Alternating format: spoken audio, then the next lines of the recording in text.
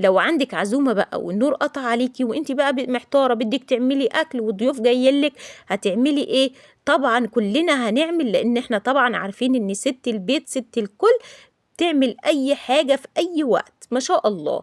هنا بقى باجي عندي هنا كوباية رز مغسولة ومصفية، وكمان بصلاية متقطعة صغير، وشوية من الزبيب معايا، وبحط بقى ملح فلفل أسمر وكمون، وبنزل كمان عندي بمعلقة من الزيت وشوية من الكبد والقوانص اللي هم عندي بتوع البطة، وكمان الفرخة البلدي.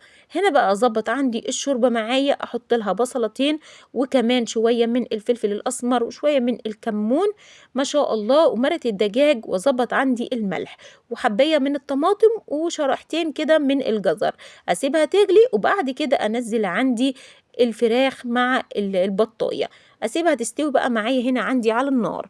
الخطوة اللي بعد كده بجيب عندي طاسة سخنة فيها زيت، بنزل عندي بربع كيلو لحمة مفرومة، أشوحها مع فلفل أسمر مع معلقة صغيرة من القرفة، أديها تشويحة كده، وبعد كده أنزل عندي جزر وبصل، وكمان كل حاجة بصلتين وجزراية، وكمان حباية من البطاطس، أبشرهم كلهم كده وأشوحهم، وأروح حاطة عليهم شوية كده من الفلفل الأسمر مع الكمون، وكمان حبايتين من الطماطم المبشورين. بنزل بالمكونات كلها وبعد بقى ما اللحمة تستوي معايا أجيب ورقتين جلاش مع بعض، واروح فردة معاهم على اللحمة كده ما شاء الله بالجنب، والفهم رول معايا في صينية مدهونة سمنة.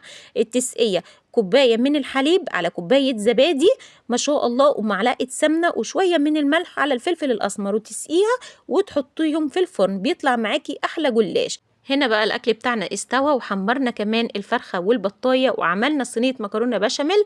طبعا أنا عملتها لكم قبل كده في فيديو، وعملنا كمان محشي كرنب معايا.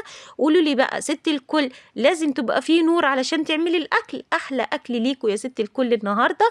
أتمنى إن هو يعجبكم وتجربوه، والسلام عليكم ورحمة الله وبركاته.